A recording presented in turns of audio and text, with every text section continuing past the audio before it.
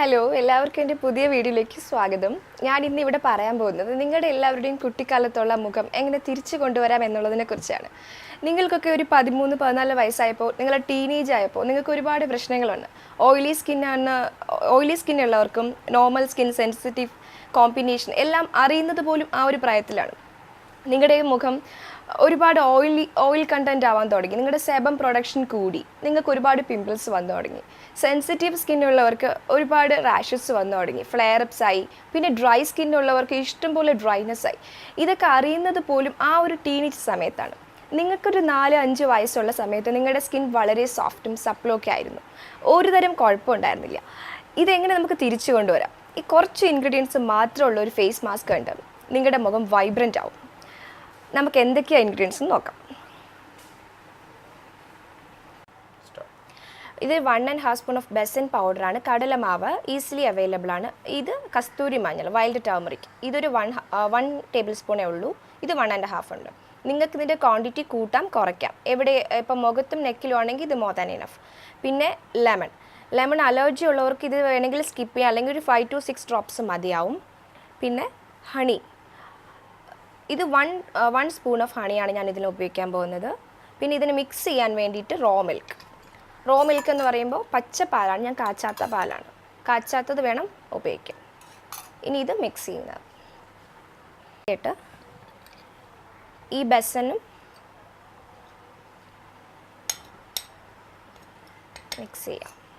ഇതിന് വേണ്ടി 1 സ്പൂൺ, ഇത്രയും മതി, ഇതിൻ്റെ ആവശ്യമുള്ളൂ. പിന്നെ നമുക്ക് ഒരു ലെമണിൻ്റെ ഹാഫ് സ്ലൈസ്,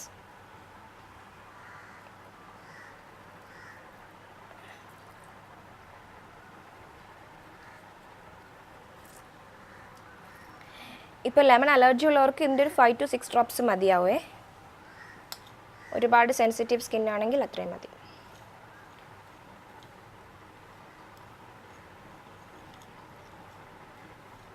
ഇനി നമുക്ക് ഇതിൻ്റെ ക്വാണ്ടിറ്റി എനിക്ക് പറയാനില്ല, നിങ്ങൾക്കിതൊരു കൺസിസ്റ്റൻസിയിൽ വരുന്നത് വരെ ഈ മിൽക്ക് ഉപയോഗിക്കാം. ഒരു 1 to 2 സ്പൂണൊക്കെ ആകുമ്പോൾ ഏകദേശം നല്ല ഒരു കൺസിസ്റ്റൻസി കിട്ടും. അത്രയും എൻ്റെ ആവശ്യം ഉണ്ടാവുള്ളൂ.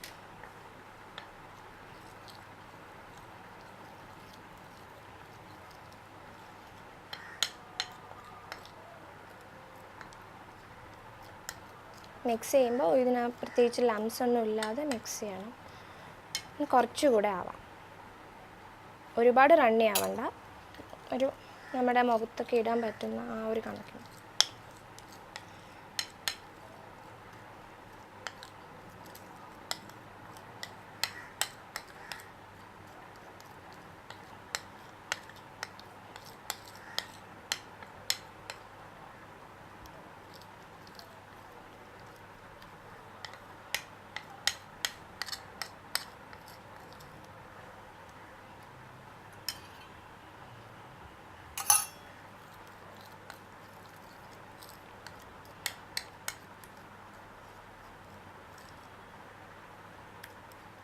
ഇതായിരിക്കണം ഇതിൻ്റെ കൺസിസ്റ്റൻസി. ഒരുപാട് തിക്കുമല്ല, ഒരുപാട് റണ്ണിയും അല്ലാത്തൊരു കൺസിസ്റ്റൻസി.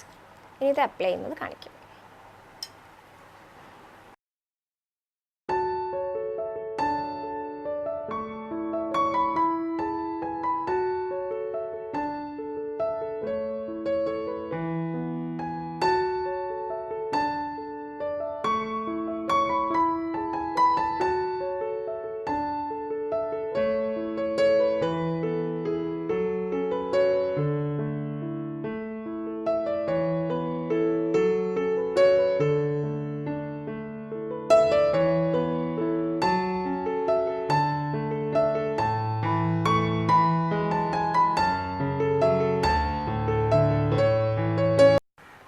സോ ഞാൻ ഇട്ടു, നിങ്ങൾ കണ്ടായിരുന്നല്ലോ.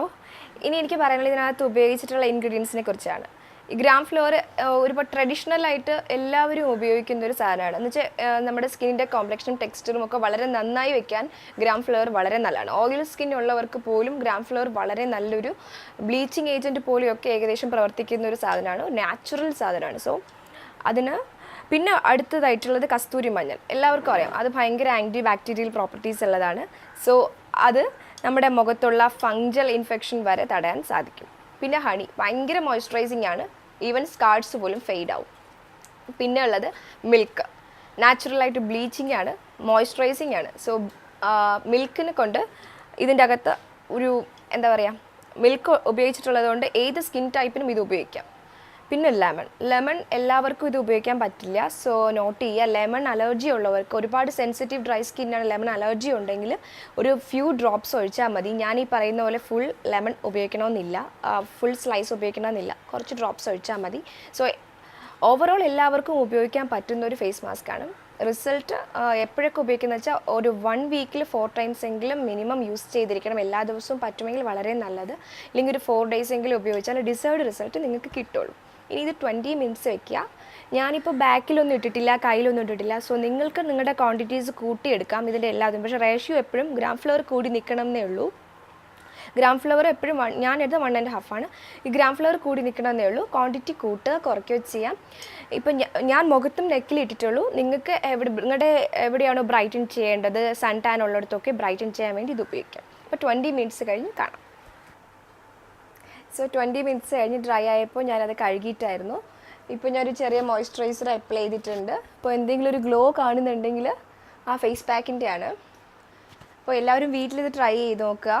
വീക്കിലി ഒരു 4 ടൈംസ് എങ്കിലും ട്രൈ ചെയ്യണം, എങ്കിലും ഡിസൈഡ് ആയിട്ടുള്ള റിസൾട്ട് കിട്ടുള്ളൂ.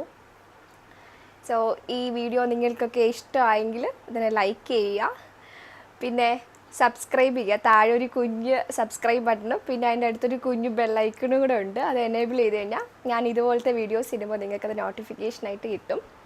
So thank you.